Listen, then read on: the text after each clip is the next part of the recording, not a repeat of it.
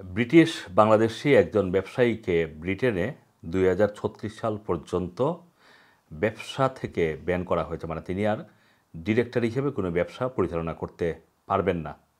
এর কারণ হচ্ছে তিনি কোভিড চলাকালীন সময়ে বাউন্স ব্যাক লোন নিয়েছিলেন। সেই লোন নিয়ে তিনি তার কোম্পানি বন্ধ করে দেন। আর এছাড়া আরেকটা বড় ধরনের স্ক্যাম তিনি করেছেন, সেটা হচ্ছে যে আপনারা জানেন যে কোভিডের সময় বিশেষ করে হসপিটালিটি সেক্টরের বিজনেসগুলো, মানে রেস্টুরেন্ট এবং টেকওয়েতে ইট আউট হেল্প আউট নামে একটা স্কিম চালু করেছিল সরকার। সেটা হচ্ছে যে একজন কাস্টমার এসে যত স্পেন্ড করবেন ঠিক তত সরকারের পক্ষ থেকে রেস্টুরেন্টগুলোকে রিওয়ার্ড দেওয়া হবে। তো অনেকেই সে সময় এই সুযোগকে কাজে লাগিয়ে জেনুইনলি ব্যবসা করেছেন, অনেকেই আবার ফেক এই যে রিসিট তৈরি করে সেটা ক্লেম করেছেন। যেই বাংলাদেশি ব্যবসায়ী, তিনি মূলত স্টাফুডশায়ারের একটি রেস্টুরেন্টের মালিক এবং তিনি ২০২০ সালে প্রায় ৫০,০০০ পাউন্ড এই হেল্প আউট স্কিমের স্ক্যাম করার কারণে তাকে ২০৩৬ সাল পর্যন্ত, মানে ১২ বছরের জন্য ব্যবসা থেকে তাকে নিষিদ্ধ করা হয়েছে।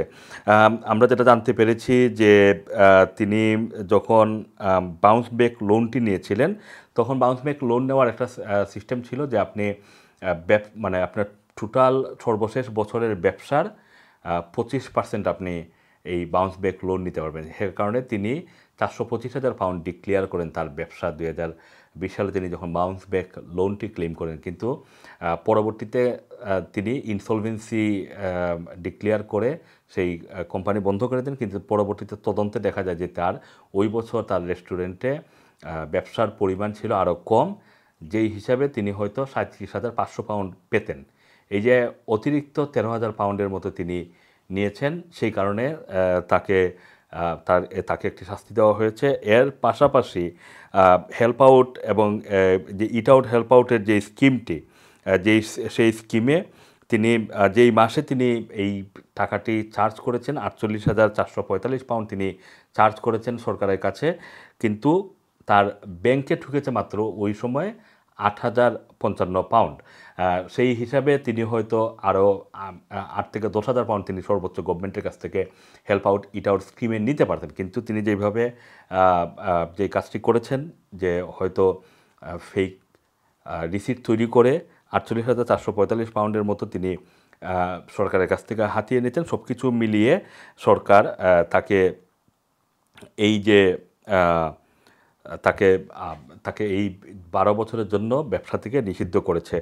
এবং ২০২১ সালে তিনি যখন লিকুইডেশনে চলে যান, তার কোম্পানিটি প্রায় ১২১,০০০ পাউন্ডের বাকিও রেখে যান। মানে বিভিন্ন কোম্পানি তার কাছে, যেহেতু তিনি একটি রেস্টুরেন্ট চালাতেন, সেই রেস্টুরেন্টে বিভিন্ন ধরনের সাপ্লায়ার রয়েছে আপনারা জানেন, সেই ক্রেডিটররা প্রায় ১২১,০০০ পাউন্ড তার কাছে পেত। এই হিসাবে সেই কোম্পানিটি ওইভাবেই তিনি বন্ধ করে দেন। তবে এখন সেম অ্যাড্রেসে অন্য আরেকজন রেস্টুরেন্ট ওনার তিনি ব্যবসাটি পরিচালনা করছেন, the same address under a different company name.